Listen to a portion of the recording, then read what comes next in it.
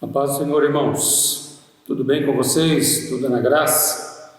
Estamos aqui para mais uma vez estudarmos a palavra do Senhor. Espero que você seja abençoado como eu estou sendo e que a palavra de Deus cresça em nossos corações e que ela nos leve sempre por caminhos de vitória. Vamos orar. Te louvamos, Deus, por mais esse dia que passamos, que vivemos. Te louvamos pela oportunidade que temos de estar diante da Tua palavra. Ela é vida, ela nos prospera espiritualmente, ela nos prospera fisicamente, ela nos prospera espiritualmente. A Tua palavra é completa em nós e nós Te louvamos, ó Deus. Dá-nos entendimento, que o Teu Espírito Santo possa nos encher de graça, para na iluminação que Ele mesmo proporciona, nós possamos ter o entendimento e, através do entendimento, a aplicação em nossas vidas. Obrigado, Senhor, porque os nossos pecados são perdoados em Cristo Jesus, mediante a confissão.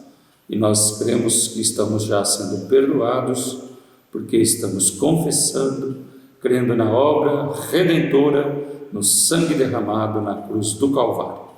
Fica conosco, Deus, é a nossa oração, dá-nos a Tua graça, em nome de Jesus. Amém.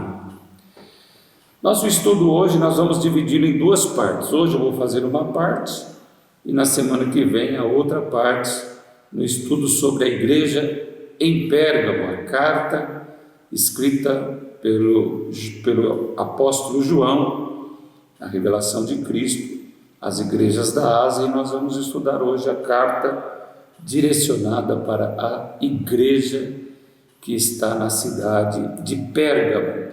Então abra sua Bíblia aí em Apocalipse, no capítulo 2, a partir do versículo 12, nós vamos ler. Amém? Diz assim: E ao anjo da igreja que está em Pérgamo escreve: Isto diz aquele que tem a espada aguma de 2 fios. Eu sei as tuas obras e onde habitas, que é onde está o trono de Satanás, e retens o meu nome e não negaste a minha fé. Ainda nos dias de Antipas, minha fiel testemunha, o qual foi morto entre vós, onde Satanás habita. Mas umas poucas coisas tenho contra ti, porque tens lá os que seguem a doutrina de Balaão, o qual ensinava a Balaque a lançar tropeços diante dos filhos de Israel, para que comessem dos sacrifícios da idolatria e se prostituíssem. Assim tens também os que seguem a doutrina dos nicolaítas, o que eu aborreço. Arrepende-te, pois, quando não, em breve virei a ti contra eles, batalharei com a espada da minha boca. Quem tem ouvidos, ouça o que o Espírito diz às igrejas. Ao que vencer darei eu a comer do maná escondido, e dar-lhe-ei uma pedra branca, e na pedra um novo nome escrito, o qual ninguém conhece, senão aquele que o recebe. Amém? Aí está a carta no livro do apóstolo João, Apocalipse, a terceira carta à igreja de Pérgamo. Antes de nós iniciarmos propriamente o estudo, eu gostaria de ler, uma edição especial, uma reportagem, numa edição especial da revista Time, intitulada Além do Ano 2000. Eu quero dizer para vocês que esta reportagem da revista Time, ela foi realizada mais ou menos entre 26 e 28 anos atrás. Por isso que o título dela diz Além do Ano 2000. Percebam bem o que é que eles estão dizendo nessa reportagem, Ela projetou uma visão futurística das coisas que estavam por acontecer e não é uma coisa que devemos aplaudir ou que significava melhoria para os anos que se seguiriam, né? Então veja bem o que está dizendo essa reportagem. Como será o mundo no ano 2000? Olha só, no ano 2000, nós já estamos em 2020. Ainda nos pareceremos com uma sociedade? Qual será o nosso estilo de vida? A família logo morrerá, predisseram. Será nada mais que uma anomalia.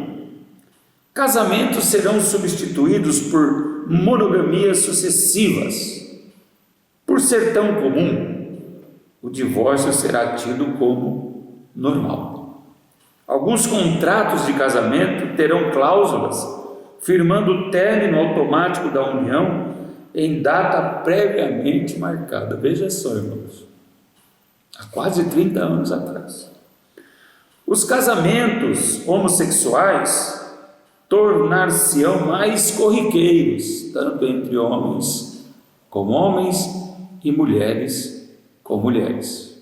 Essa semana ainda o Papa autorizou a comunhão,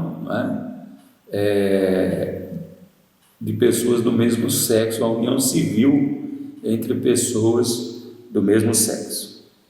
As crianças, olha bem, as crianças serão obrigadas a viver com uma complexa disposição de parentes, mães, pais, múltiplas madrastas, padrastos, meio-irmãos, avós e etc. Quanto ao incesto, preste atenção nisso, ao incesto, este tabu se enfraquecerá. A família dilacerada consistirá de parentes, não parentes e ex-parentes. As intimidades antes proibidas hão de ser totalmente liberadas. O controle de natalidade, o planejamento familiar aumentarão. Haverá mais idosos e menos jovens, como nunca antes. As crianças rotineiramente vitimadas peregrinarão de casa em casa, uma vez que as famílias desfazem-se e constituem-se noutras sucessivamente. Garotos e garotas perambularão pelas ruas como nas grandes cidades brasileiras. Como se não bastasse, pederastas induzirão as crianças ao sexo sob o pretexto da educação sexual. Continua. Os estudos teológicos logo acabarão. Os estudantes de amanhã não terão conhecimento nem interesse acerca de Deus e da Bíblia. O triunfo da religião feminista levará as pessoas a deixar de se referirem a Deus como Senhor ou Pai Celeste, pois os pronomes femininos substituirão os masculinos no tratamento ao Todo-Poderoso. Nós vimos isso há pouco tempo numa entrevista de um pastor, que eu me fujo o nome dele, com Lázaro Ramos, ator da Rede Globo de televisão, no qual esse pastor fala: Deus está lá, não sei se é homem ou se é mulher. Isso alegrou o Lázaro Ramos, né? A semelhança da China, o aborto será patrocinado pelo governo das nações com índices populacionais explosivos. O ideal para o século XXI é o planejamento familiar para todos. Assim será o futuro segundo os sociólogos. Não é descrição bonita, mas este é o mundo em que viveremos, diz a Time. Que profecia tremenda, né, irmãos? Que profecia tremenda. Parece que esse tempo chegou, se estabeleceu, se firmou e está aí diante de nós. O que me chamou a atenção aqui, dentre tantas calamidades que se tornaram realidade, é que os estudos teológicos logo acabarão. Se você perguntar para o Rafael e para o Alan quantos começaram com eles e quantos estão terminando, Se você perguntar para mim no meu tempo de teologia quantas classes tinha e quantas tem hoje, você vai entender o que a revista Time está falando em relação aos estudos teológicos que logo se acabarão. Olha só, os estudantes de amanhã não terão conhecimento, nem interesse acerca de Deus e da Bíblia. As pessoas continuam fugindo da Bíblia, dos estudos bíblicos,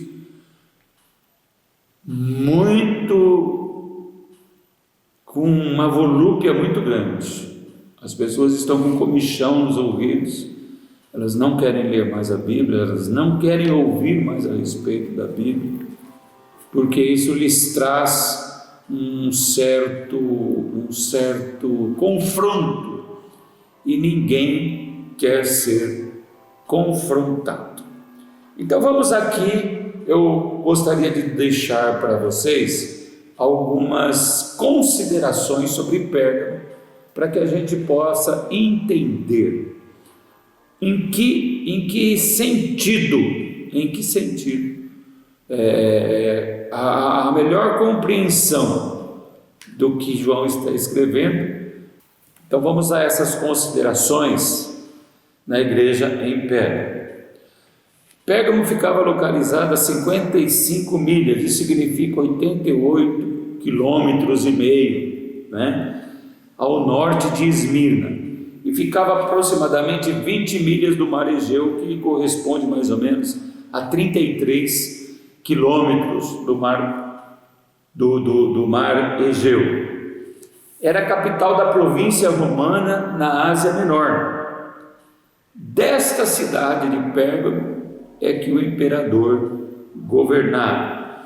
Então, governar Pérgamo significava governar e controlar todo o Oriente. Então era uma cidade de um lugar estratégico, e Roma gostava muito deste lugar, e dali, né, havia o governo, as ordens, as diretrizes, perto do mar, perto de Esmirna, né? E ali então o imperador de Roma governava em todo o Oriente.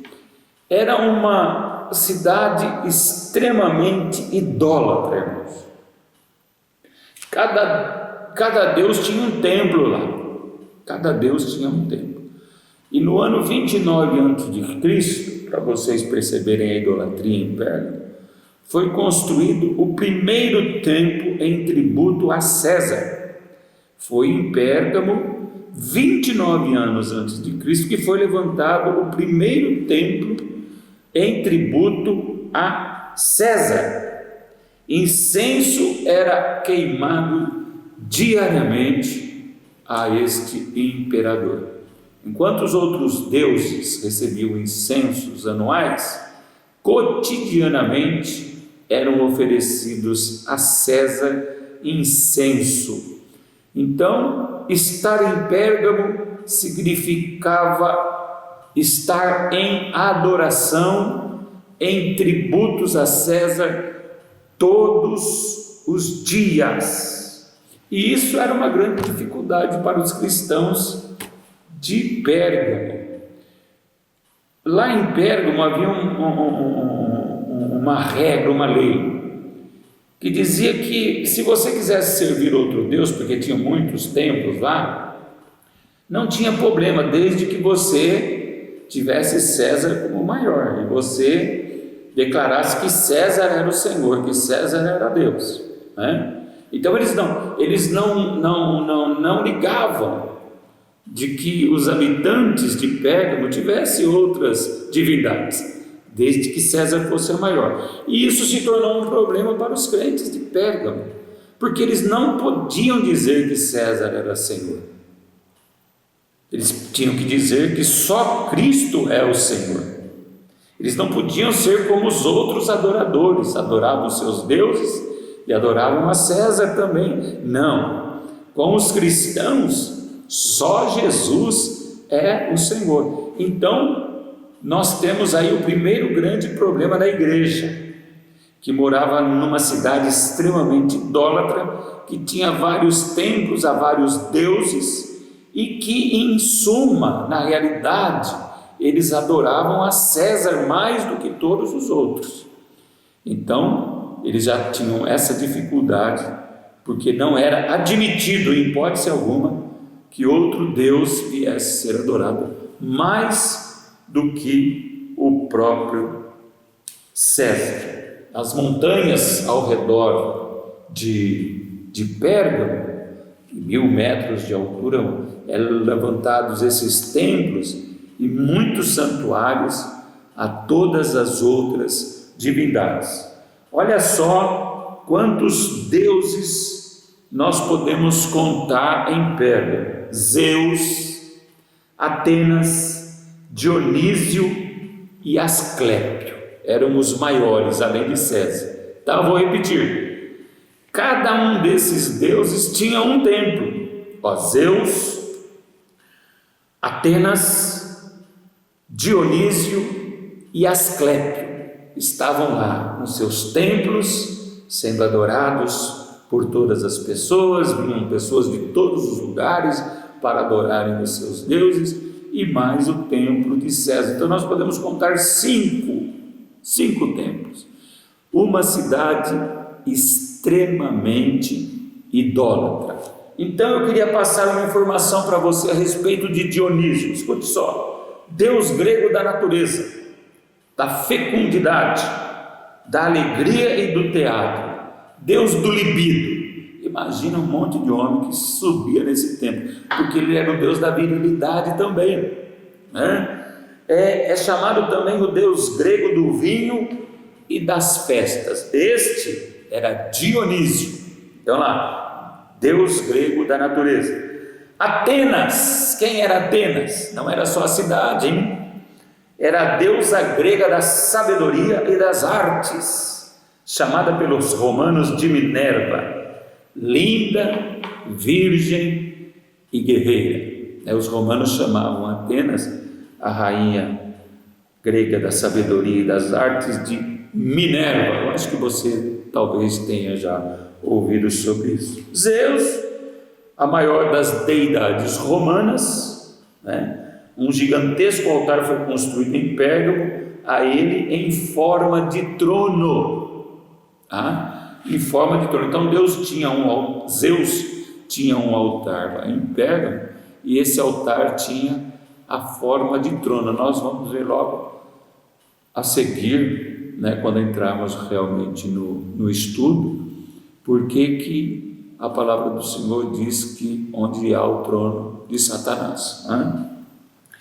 E um dos mais reverenciados era Asclépio. Quem era Asclépio? Asclépio era o deus da cura, era o próprio deus de Pérgamo. Olha, abaixo de César, talvez Asclépio fosse o que chamava mais atenção, deus da cura. Então o que acontecia?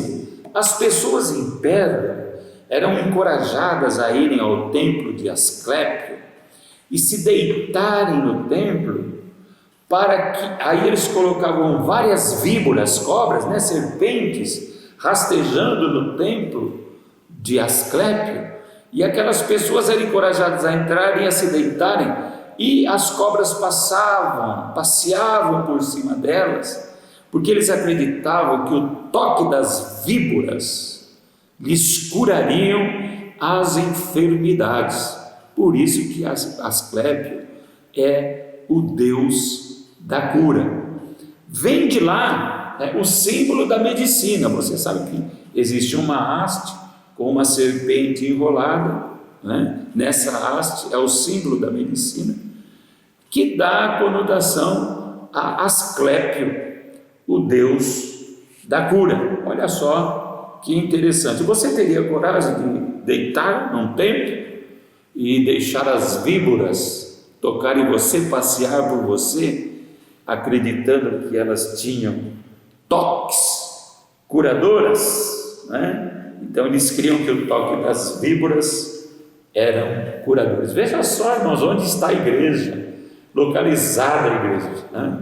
Eles tinham que dizer que Cristo é o Senhor, no meio de templos a César, a Dionísio, a Zeus, a Atenas, a Asclépio. Todas as divindades estavam lá combatendo contra os crentes em Cristo Jesus, o Senhor. Um fato interessante de Pérgamo também é que lá que saiu o novo material para a escrita, e esse novo material veio da pele, né, de animais, e ele se chamava pergaminho. Então o pergaminho, né, foi usado primeiramente em Pérgamo. Pergaminho vem de Pérgamo. E eles tinham lá também uma biblioteca gigantesca, que continha aí 200.000 volumes. Então era uma cidade que estava interessada que o seu povo tivesse leitura boa, pelo menos naquilo que eles pensavam que era boa. Eles tinham templos de adoração, cada um seguia o seu Deus e mais a César, né? Era uma cidade onde o imperador dali governava todo o Oriente. Era uma cidade em alto destaque. Então é no meio, né, desse pano de fundo, desta panorâmica que há na cidade de Pérgamo, que os cristãos estão e recebem a carta de João, endereçada a eles pelo próprio Cristo, através de João. Então era este lugar que se encontrava a igreja do Senhor. Amém? Eles entenderam, não é? Já pensou nós no contexto desse, irmãos? Mas nós estamos em um contexto mais difícil também.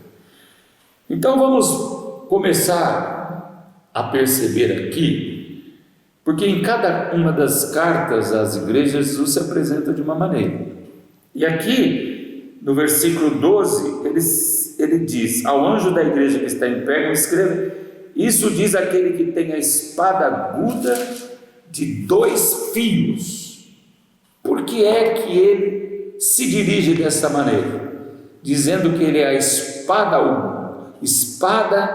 afiada de 2 gumes, porque o símbolo da autoridade e do poder de Roma era a espada. É a espada que governava, é a espada afiada.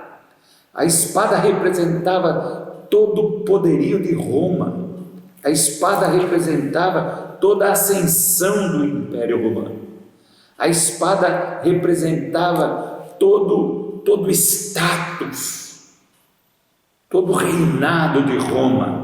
Era um pêndulo que balançava diante de todos os habitantes, dizendo: César é o maior, os imperadores são os maiores, a espada está em nossas mãos, a autoridade está em nossas mãos e o poder está em nossas mãos. Então ninguém pode nos desafiar, senão a espada trabalhará. Então, diante dessa perspectiva, Jesus se apresenta como a espada de 2 fios. O que ele quer dizer? Existe um poder maior do que o poder de Roma. Existe uma autoridade maior do que a autoridade de Roma. Existe uma espada mais poderosa do que a espada de Roma. Existe um reino mais poderoso do que o reino de Roma. Existe quem dá as ordens com mais poder do que os imperadores de Roma. E todos vão ter que comparecer diante desse Cristo, que é a espada de 2 fios. Então, diante do poder de Roma estabelecido em Pérgamo, Jesus se apresenta como um poder maior, com a espada flamejante, com a espada alguma de 2 gumes, apta para discernir todas as coisas, todas as intenções e pensamentos do ser humano. Então, Jesus se apresenta de modo adequado à força, ao poder e à autoridade de Roma. Então, depois da sua apresentação, ele se dirige de fato ao anjo da igreja e ele diz aí: conheço, né? A igreja deveria estar, né, irmãos, diante das ordens e da submissão àquele que tem a espada de 2 fios. Eu sei as tuas obras, e onde habitas, que és onde está o trono de Satanás, e retens o meu nome, e não negaste a minha fé, ainda nos dias de Antipas, minha fiel testemunha, o qual foi morto entre vós, onde Satanás habita. Então Jesus está dizendo para ele: eu sei das tuas obras, eu sei da vossa fé, eu sei da perseverança que vocês têm na palavra, né? Então existem algumas virtudes aqui. Primeiro, né? Eles não negaram a fé. Não, primeiro, eles retiveram o nome de Jesus. Eles não negaram, eles não deixaram, eles não desistiram, embora houvesse este clima hostil contra eles. Eles retiveram neles o nome de Jesus. Jesus era mais importante do que qualquer coisa nos cristãos que habitavam em Pérgamo. Isso é muito lindo, hein? Jesus fala: eu sei das tuas obras, vocês retiveram o meu nome. E logo em seguida ele diz: e vocês não negaram a fé. Não negaram a fé. Eu acho isso maravilhoso, irmãos, maravilhoso. Já comentei com vocês, negar a fé em tempos, não negar a fé em tempos de aflição, de perseguição, é um dos maiores testemunhos que um crente pode dar. Reter o nome de Cristo, não ficar abalado, não ficar com medo da morte, não ficar com medo das perseguições, não ficar com medo de possíveis torturas. Reter o nome de Cristo e não negar a fé é um dos grandes desafios que nós temos, se um dia nós vivemos situações semelhantes a estas, né? E depois ele fala aqui que ainda nos dias de Antipas, ainda no dia de Antipas. Quem foi Antipas? Antipas foi um pastor lá na igreja em Pérgamo, e ele teve a ousadia de lutar contra toda essa idolatria que havia em Pérgamo.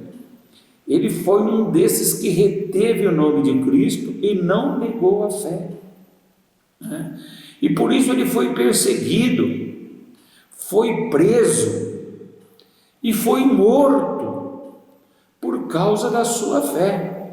Então, houve um tempo em que Antipas dirigia a igreja, ele foi perseguido, ele foi preso, ele foi torturado e ele foi morto por causa da sua fé, irmãos. Isso é reter o nome de Cristo.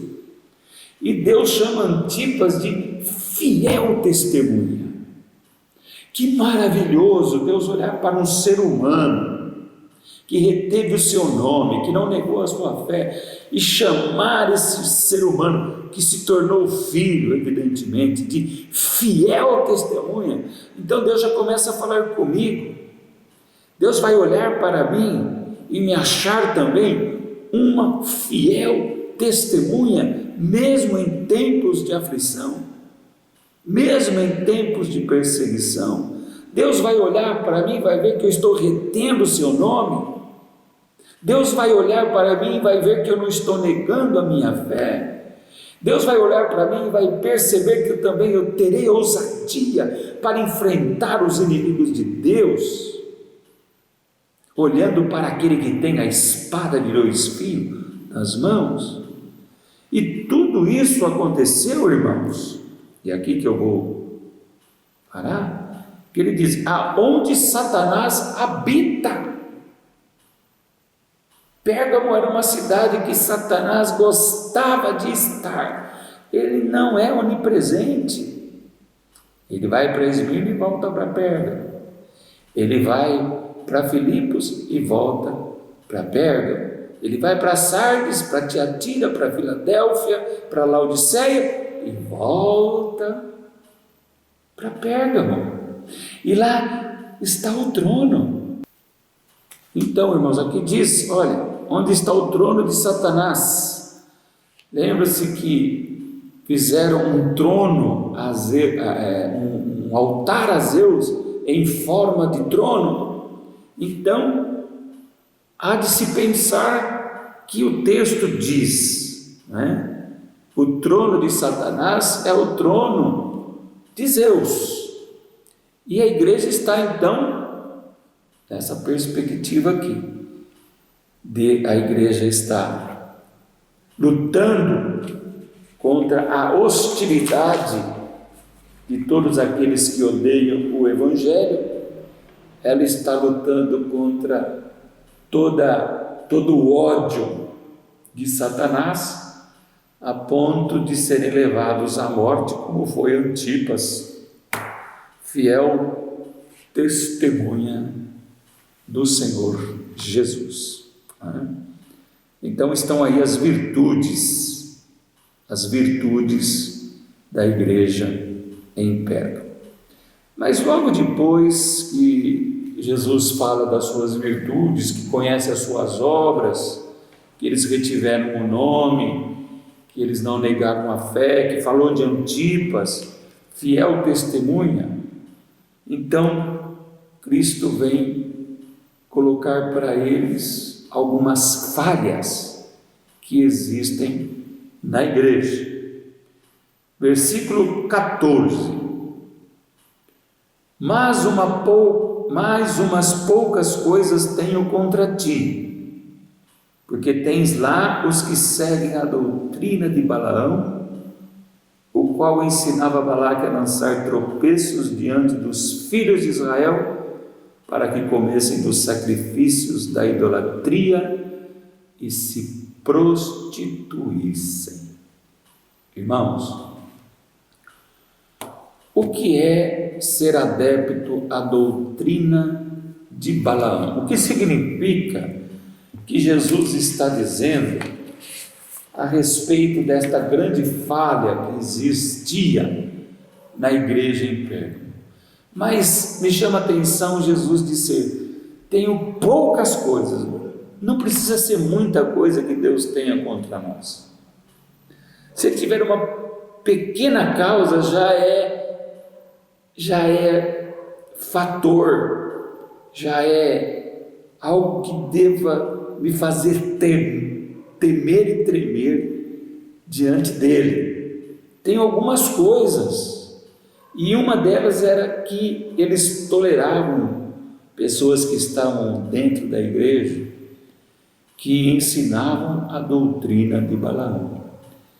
Balaão foi um profeta, irmãos, descrito no Velho Testamento, no livro de Números, né, que se vendeu para Balaque.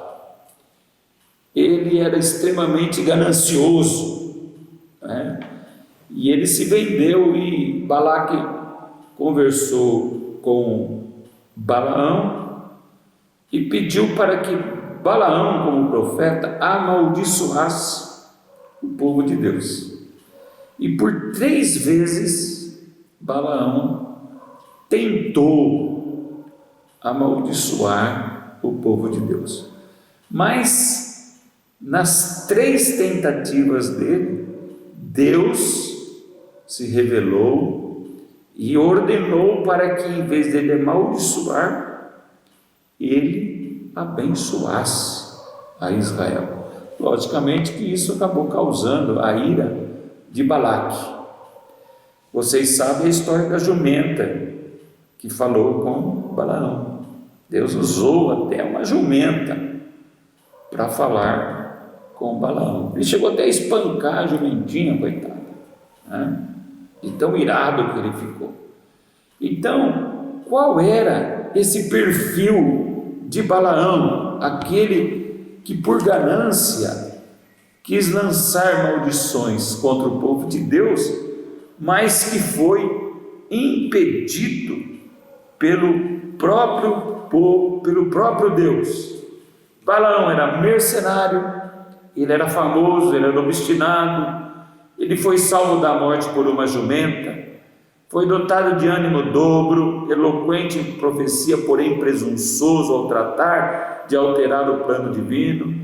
Enviado de volta à sua terra, sua missão foi um fracasso. Mau conselheiro, habituado ao pecado e à avareza. Isso aí é o perfil de Balaão, né? Esse é o perfil de Balaão. Mas qual é o maior pecado de Balaão aí, né? O texto aqui diz claramente, tem lá os que seguem a doutrina de Balaão, o qual ensinava Balaque a lançar tropeços diante dos filhos de Israel, para que comessem dos sacrifícios da idolatria e se prostituíssem. O que Balaão fez quando percebeu que não haveria como amaldiçoar o povo de Deus? Ele falou para Balaque: você quer ver esse povo aí corrompido? Você quer ver esse povo derrotado? Você pega as suas mulheres e introduz no arraial, e os homens vão se perverter, né? Por isso que aí ele fala de lançar tropeços, né? Sobre ensinar Balaque a colocar mulheres moabitas para tentarem os homens israelitas ao sexo e à adoração a Baal. Nós vamos ver em Números 31, 15 e 16, que eu vou ler para vocês. Olha aqui, Números 31, 15 e 16. Olha só o que está dizendo aqui. E Moisés disse-lhes: deixastes viver todas as mulheres? Eis que estas foram as que, por conselho de Balaão, deram ocasião aos filhos de Israel de prevaricar contra o Senhor, no negócio de Peor, pelo que houve aquela praga entre a congregação do Senhor. Então foi um conselho de Balaão a Balaque. E o que aconteceu? Houve uma mistura de gentes, mulheres moabitas com homens israelitas. Mas a questão não é só a união. Os moabitas tinham seus deuses, os moabitas sacrificavam nos montes, os moabitas eles tinham outro tipo de vida, né? Eles eram homens e mulheres ímpias, e isso levou os cristãos, os israelitas, a sacrificarem também a outros deuses. A união com essas mulheres levou eles a sacrificarem para outros deuses, a se perverter. Então, o que estava acontecendo? A perseguição não era algo que pudesse destruir os crentes de Pérgamo, mas a perversão era. A perversão. Por isso que sempre em tempos de perseguição, nós precisamos redobrar a vigilância na nossa vida de santificação. Eles eram bravos de uma maneira, mas, por outro lado, começaram também a se corromper, porque da mesma forma como Balaão agiu com Balaque, existiam pessoas que se introduziram na igreja em Pérgamo para lançar tropeços, para sensualizar a igreja, para perverter a igreja e para fazer com que a igreja andasse segundo o curso e a história do mundo daquela época lá. E ele fala daqueles que seguem a doutrina de Balaão e fala de novo dos nicolaítas, que nós já falamos com vocês dos nicolaítas, né? Então, o frasco é diferente, mas o conteúdo é igual, tanto os nicolaítas quanto os que seguiam a doutrina de Balaão. Eles tinham como objetivo perverter a igreja em Pérgamo. Então Jesus vem dizer para eles: olha, você está tolerando esse pecado, isso eu tenho contra ti. Precisa haver uma ação rápida e eficaz, porque um pouco de fermento, irmãos, leveda toda a massa, né? Então, Balaão foi este homem, né, que perverteu a sua consciência pela ganância e que lançou tropeços contra os filhos de Deus, contra os israelitas. Aqui nós precisamos fazer uma aplicação, nós precisamos fazer uma séria aplicação, porque a igreja também do século 21, ela está cheia de pessoas que seguem a doutrina de Balaão, cheia de pessoas que seguem a doutrina de Balaão, e todo aquele documentário que existe aqui na revista Time, que eu li no começo para vocês, é uma realidade hoje dentro das igrejas, é uma realidade, e tem quem defenda, né? As pessoas hoje perderam todo o desejo de Bíblia, todo o desejo de estudar a palavra, irmão. Raros são os irmãos que se importam com isso, raríssimos são os irmãos. Talvez até você que está me ouvindo tenha grandes dificuldades com a palavra de Deus, né? Talvez seja o pecado maior, porque é pela palavra que nós vencemos os pecados. Escondi a tua palavra no meu coração, diz o salmista, para não pecar contra ti. Então, quando nós deixamos a palavra, o que acontece? Todas as coisas que estão ao nosso redor se tornam mais importantes, e as mentiras, as atrocidades, os pecados acabam sendo admitidos com naturalidade. A igreja, ela caminhou, a igreja local, a igreja, né, na grande maioria, ela caminhou por um caminho obscuro, de trevas. Nós temos que parar aqui e refletir em tudo que está ao nosso redor. Nós precisamos refletir na nossa vida espiritual, né? Nós precisamos refletir que nós não admitimos mais confrontos, nós não queremos mais ser confrontados. A Bíblia é uma palavra de Deus de confronto, porque só pelo confronto é que pode haver libertação. Então existem muitas pessoas trazendo sensualidade para a igreja, sexualidade para a igreja, trazendo as ondas e as modas e os ventos do mundo para dentro da igreja, né? De longe, muitos não se parecem, ao menos que conheceram a Cristo um dia, né? As redes sociais das pessoas são redes de escárnio, cristãos que escarnecem, cristãos que sensualizam, cristãos que falam mal do governo, cristãos que falam mal de tantas outras coisas, né? Então nós estamos vivendo um tempo duro, difícil, e Jesus tem razão quando diz: porventura acharei fé na terra quando voltar.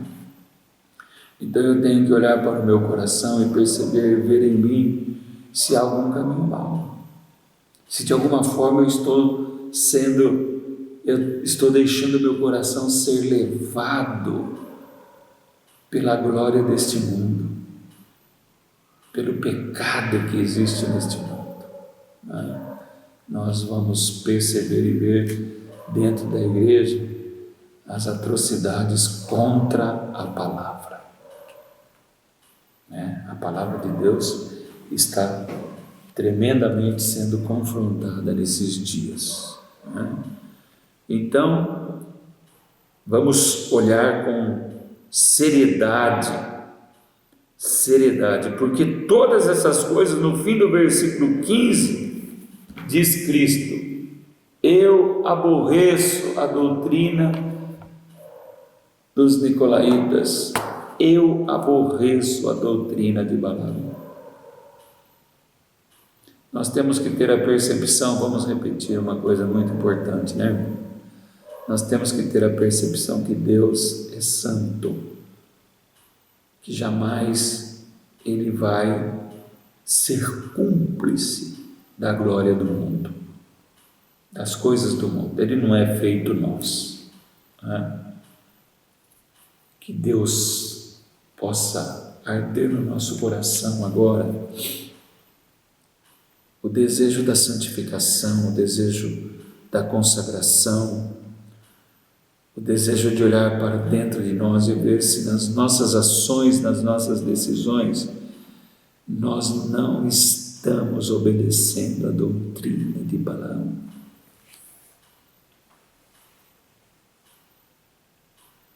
Nós não estamos obedecendo a doutrina dos nicolaítas. Nós, quando eu digo você, eu digo nós. Você na igreja, você é pedra de passagem? Ou você é pedra de tropeço? Nós, cada um de nós, somos pedras de passagem ou pedras de tropeço? Quem são as pedras de tropeço? São os que ensinam a doutrina de Balaão. São os que ensinam a doutrina dos nicolaítas. Quem são as pedras de passagem? São aquelas que olham para Jesus, autor e consumador da fé, que retém o nome de Jesus, que não nega o nome de Jesus e tem Jesus como a sua maior preciosidade. Então você percebeu o que era Pérgamo, aonde estão os cristãos servindo a Deus, qual é o quadro da cidade de Pérgamo? Extrema idolatria. César é o Senhor, não se esqueçam disso. Eles jamais podiam dizer que César era o Senhor. Quando falaram, Antipas morreu, né? Os templos aos deuses lá era comum. Nós vimos que eles estavam aonde está o trono de Satanás, onde Satanás habita. É lá que eles tiveram a coragem de reter o nome de Jesus, não negar o nome de Jesus. Foi lá que Antipas morreu, foi lá que Cristo chamou Antipas de sua fiel testemunha, onde Satanás habita.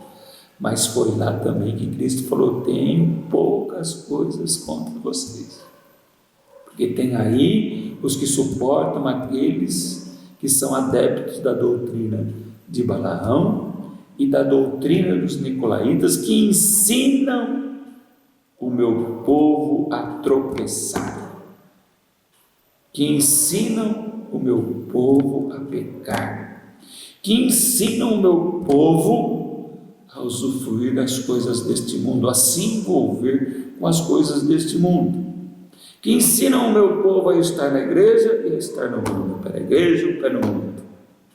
É isso que nós estamos vendo aqui nesta noite.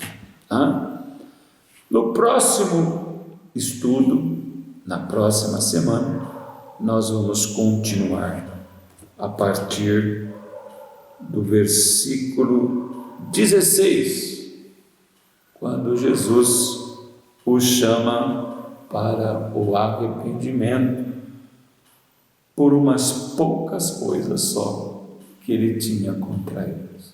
Tá bom, queridos?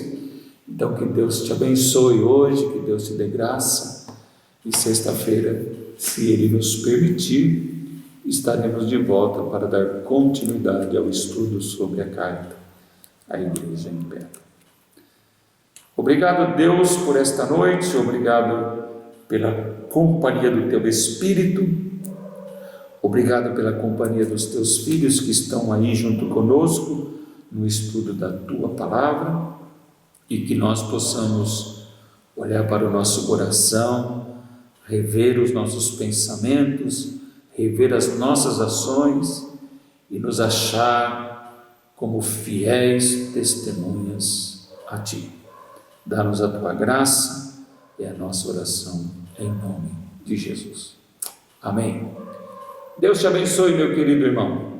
Fique na graça do Cristo que é vivo.